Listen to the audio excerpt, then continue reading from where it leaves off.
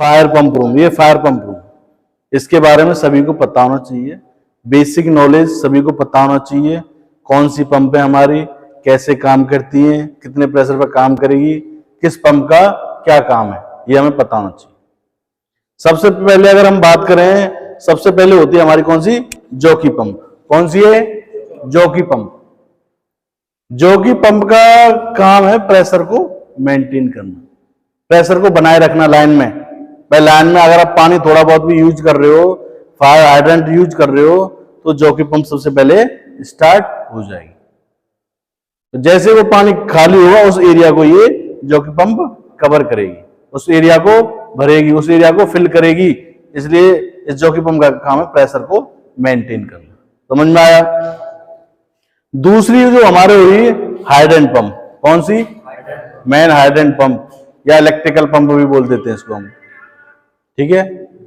इसका काम है कि भाई जब आग ज्यादा हो गई, फायर ज्यादा बढ़ गई, हमें हाइड्रेंट ज्यादा खोलने, 3-4 हाइड्रेंट हमें ज्यादा यूज करने, उस कंडीशन के लिए हम ये हाइड्रेंट पंप यूज करते हैं।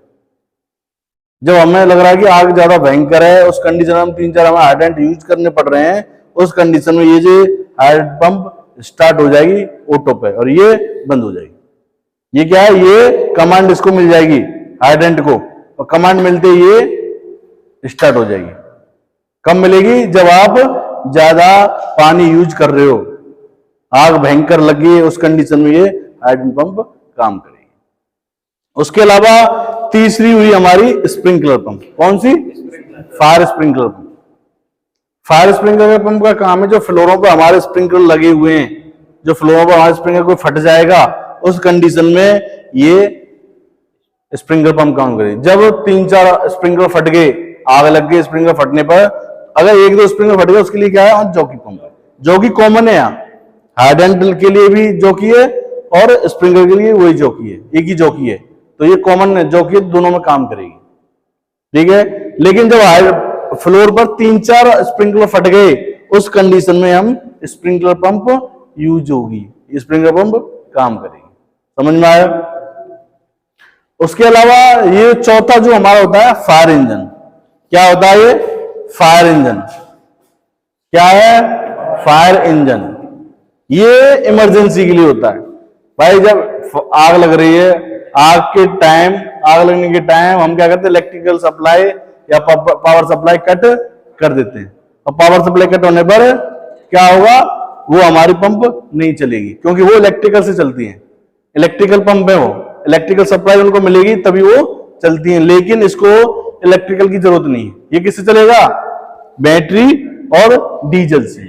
इधर हमारी क्या है, बैटरी लगी हुई है, इधर ये हमारा डीजल टैंक है, ये डीजल टैंक है, इसमें 200 लीटर की कैपेसिटी है, 200 लीटर डीजल है इसमें, और ये इसका स्टार्टर हो गया, यहां से स्टार्ट करेंगे और तो ये स्टार्ट हो जाएगा।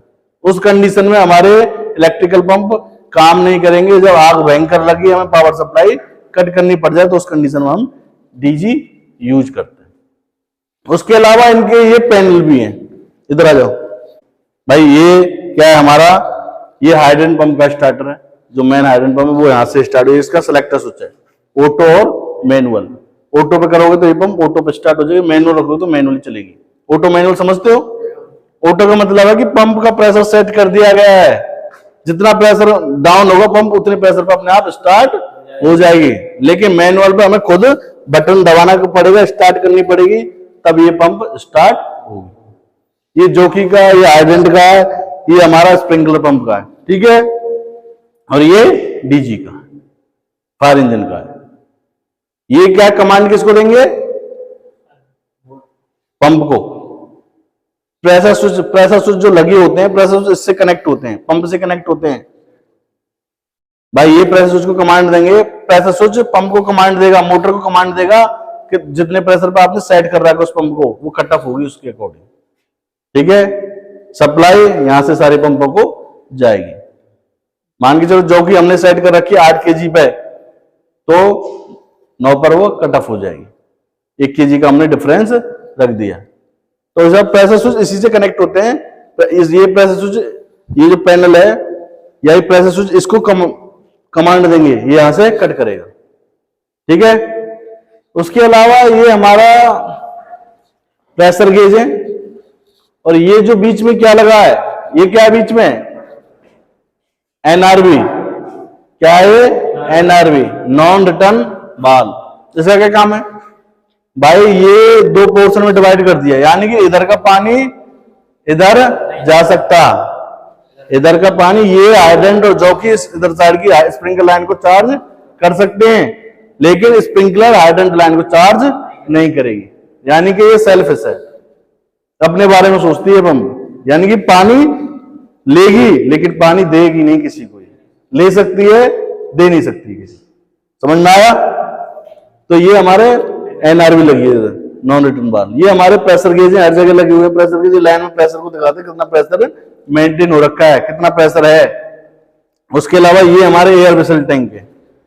एयर वेसल टैंक पे आप देखोगे 8 kg प्रेशर सेट है, ये प्रेशर गेज में सब दिखा रखा है 8 kg प्रेशर सेट है। ये हमारा स्प्रिंकलर का है, ये हाइड्रेंट का, ठीक है। इसमें प्रेशर सेट दिखा रहे हैं, इतना प्रेशर हमारे पंप रूम में अभी 8 kg प्रेशर है, इतना हम मेंटेन कर रहे हैं, इतनी हमें जरूरत है इतने प्रेशर की, तो 8 kg प्रेशर हमारा।